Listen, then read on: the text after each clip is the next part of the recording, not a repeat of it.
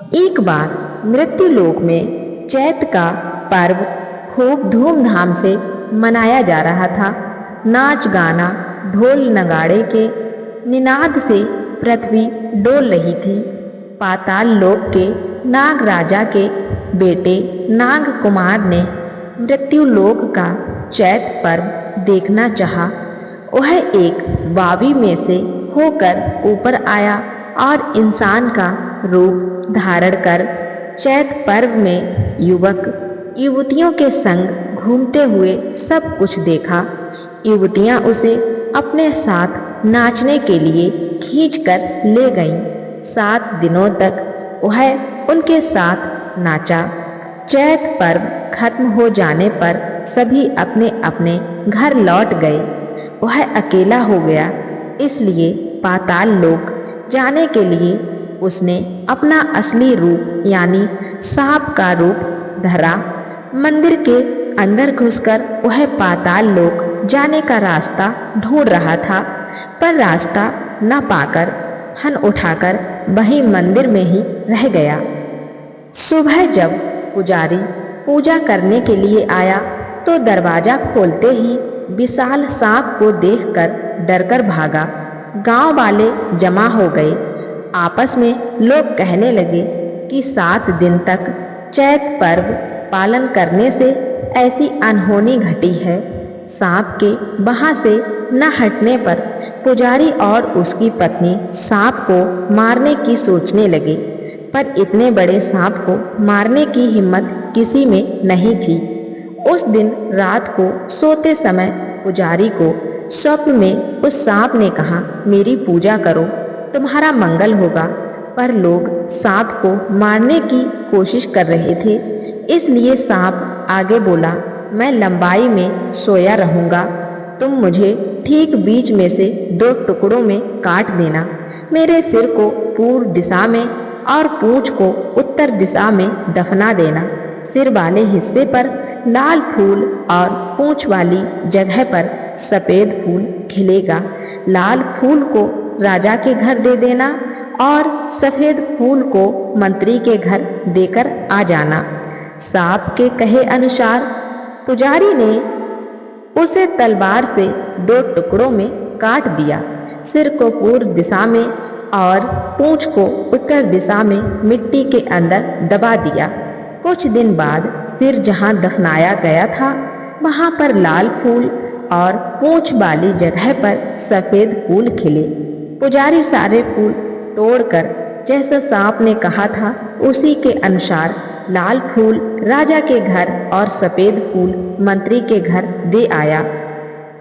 पहले कहीं भी मृत्यु लोक में इतना सुंदर फूल नहीं खिला था, इसलिए राजा रानी मंत्री और मंत्री की पत्नी ऐसा फूल पाकर बहुत खुश हुए। रानी और मंत्री की पत्नी ने बहुत आदर के साथ फूलों को बालों में सजाया। उन फूलों को कोई और न देख पाए, इसलिए उन दोनों ने उन फूलों को बहुत संभाल के रखा। बात यह थी कि उन दोनों को कोई बच्चा नहीं हो रहा था। वह फूल बालों में लगाने के बाद दोनों ही गर्भवती हो गईं। रानी के गर्भवती होने की बात जानने पर राजा ने खुशी से उत्सव का आयोजन किया। समय बीतने पर रानी के प्रसव का दिन पास आ गया। राजा ने अंततः दासियों और नौकरानियों को आदेश दिया कि अगर रानी को लड़का हुआ तो सोने की घंटी बजाना और लड़की हुई तो चांदी की घंटी बजाना। रानी को लड़का हुआ। राजा के आदेश अनुसार सोने की घंटी बजाई गई। उसी समय मंत्री के घर एक बेटी हुई। दोनों संतान एक ही समय में पैदा हुई थी, इसलिए राजा के बेटे का नाम रखा गया नाग कुमार और मंत्री की बेटी का नाम रखा गया फूलमती। दोनों धीरे धीरे बड़े होने लगे। दोनों ने साथ साथ पढ़ना शुरू किया। दोनों के बीच मित्रता बढ़ने लगी। दोनों एक दूसरे को बिना मिले रह नहीं पाते थे। दोनों की पढ़ाई खत्म हुई। दोनों ने यौवन में कदम रखा। फूलमती बहुत सुंदर थी। उसके रूप से आकर्षित होकर नाग कुमार उससे विवाह करने के लिए अड़ गया। दोनों के भाई बहन जैसे होने के नाते उनके माता पिता इस विवाह के लिए राजी नहीं हुए। एक दिन राजा का बेटा राजमहल के मुख्य घोड़े पर फूलमती को बिठाकर अपना देश छोड़कर दूसरे देश में ले गया। राजा और मंत्री ने नागकुमार और फूलमती को बहुत ढूंढा, चारों तरफ लोगों को भेजा, पर कोई खोज खबर नहीं मिली। आखिर मन मार कर दुखी रहने लगे। 1 महीना 2 महीना करते करते 1 साल इंतजार किया, फिर भी नागकुमार और फूलमती की कोई खोज खबर नहीं मिली। दोनों अब जिंदा नहीं होंगे, ऐसा सोचकर दोनों की शुद्धि क्रिया कर दी गई। उधर नागकुमार और फूलमती चलते चलते घने जंगल में पहुँचे। दोनों बहुत थक गए थे, भूख से बहुत बेहाल थे। फूलमती बोली, मैं अब और चल नहीं पाऊंगी, इसी बरगद के पेड़ के नीचे आराम करेंगे, यहाँ रसोई बनाकर कुछ खाएंगे, फिर जाकर कुछ कर पाएंगे। नागकुमार आग ढूंढने गया और फूलमती चूल्हे की तैयारी करने लगी। नागकुमार आग ढूंढते ढूंढते काफी दूर एक बहुत बड़ी कोठी पर पहुंचा। उस कोठी में एक बूढ़ी राक्षसी रहती थी। नागकुमार ने उससे थोड़ी सी आग मांगी। बूढ़ी बोली, बेटा, मैंने 3 दिनों से कुछ नहीं खाया है, मैं उठ बैठ नहीं पा रही हूँ, मेरे हाथ पैर नहीं चल रहे हैं, इसलिए रसोई भी नहीं कर पा रही हूँ, मेरे लिए तू कुछ पका दे। बूढ़ी की बातों में आकर नागकुमार ने चूल्हा जलाकर खाना बनाया और बूढ़ी को खाने के लिए दिया। बूढ़ी राक्षसी नागकुमार को कैसे खाएगी, उसका उपाय सोचने लगी। वह कमजोर थी, इसलिए उसे मारकर खा नहीं पाई। अपने 7 लड़कों के वापस आने तक उसे इंतजार करना होगा, इसलिए मंत्र फूंक कर नागकुमार को फूल सुंघा दिया। वह काला भेड़ बन गया, उसे सोने की जंजीर में बांध दिया। उधर फूलमती नागकुमार की राह ताकती रही। आग लाने में इतनी देर तो नहीं लगती। नागकुमार के न लौटने पर उसने सोचा, जरूर नागकुमार किसी मुसीबत में पड़ गया होगा। देवी की आराधना करके उसने जान लिया कि बूढ़ी राक्षसी ने राजकुमार को काला भेड़ बनाकर सोने की जंजीर से बांध कर रखा है, इसलिए कैसे उसका उद्धार करे, यह सोचने लगी। फूलमती पुरुष का वेश धरकर बड़े राजा के देश में पहुंची। वहां वह भीख मांग कर घूमने लगी।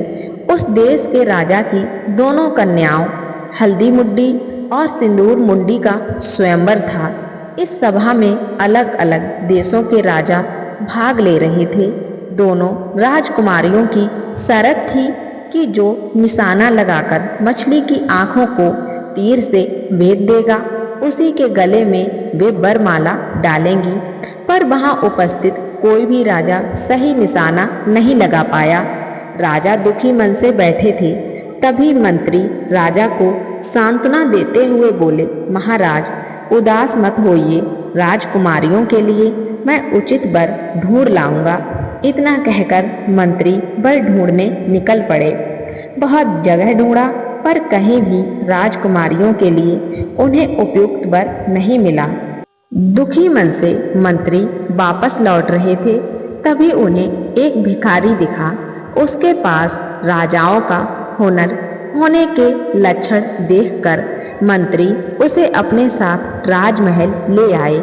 उसे निशाना लगाने के लिए कहा गया। उसने आसानी से निशाना लगाकर मछली की आंख में तीर भेद दिया। राजा ने खुश होकर दोनों राजकुमारियों का विवाह उसके साथ करने का आदेश दिया। विवाह की बात सुनकर भिखारी का वेश धारण करने वाली फूलमती बोली, मैं एक व्रत कर रहा हूँ। मेरे गुरु की आज्ञा है कि 14 वर्ष के अंदर विवाह करने पर अनिष्ट होगा, इसलिए जिस तीर से उसने मछली को निशाना लगाया था, उसी तीर के साथ दोनों को विवाह करना होगा। उसके कहे अनुसार दोनों राजकुमारियों का विवाह उस तीर के साथ कर दिया गया। 14 साल बीत जाने पर दोनों राजकुमारियों के विवाह का आयोजन किया गया। भिखारी रूप धरे फूलमती की एक ही चिंता थी कि किस तरह से वह नाग कुमार को बूढ़ी राक्षसी के कब्जे से मुक्त करे। इसलिए उसने एक और योजना बनाई और राजा से कहा, उसका व्रत तो खत्म हो गया है, पर बाली यात्रा करने पर ही उसकी मनोकामना पूर्ण होगी। तब राजा ने बाली यात्रा की सारी तैयारी करने के लिए आदेश दिया। बाली यात्रा में एक काले भेड़ की बलि देने की प्रथा है, इसलिए फूलमती ने काला भेड़ लाने की जिम्मेदारी अपने ऊपर ले ली। वह सैन्य सामंत लेकर बूढ़ी राक्षसी के पास गई और राजा के आदेश की बात उससे कही। बूढ़ी राक्षसी ने 15-20 काली भेड़ लाकर फूलमती को दिखाई। फूलमती को पता था नाग कुमार काला भेड़ बनकर सोने की जंजीर में बंधा हुआ है, इसलिए वह राक्षसी को धमकाते हुए बोली, जिस भेड़ को सोने की जंजीर से बांध कर रखा है उसे लेकर आ, नहीं तो तुझे और तेरे 7 बेटों को फांसी दे दी जाएगी। राक्षसी डरकर सोने की जंजीर में बंधे काले भेड़ को ले आई। अब फूलमती बूढ़ी राक्षसी बोली, इस भेड़ को असली रूप में ले आ, नहीं तो तुम सब जिंदा नहीं रहोगे। यह राजा का आदेश है। बूढ़ी राक्षसी क्या करती, डरकर फिर से फूल सुंघाकर उसे इंसान बना दिया। नाग कुमार अपना पहला रूप वापस पा गया। फूलमती खुशी से मन से नाग कुमार के साथ लौट आई। फूलमती ने पुरुष का रूप त्याग कर अपना रूप धारण कर लिया। फिर उसने सारी बात राजा को बताई। नाग कुमार दोनों राजकुमारियों से शादी करने के लिए तैयार हो गया। राजा ने विवाह का सारा आयोजन किया। नाग कुमार के साथ सिंदूर मुंडी और हल्दी मुंडी का विवाह संपन्न हुआ। नाग कुमार ने फूलमती की विलक्षण बुद्धि की बहुत प्रशंसा की और तीनों रानियों के साथ सुखपूर्वक शासन करने लगा।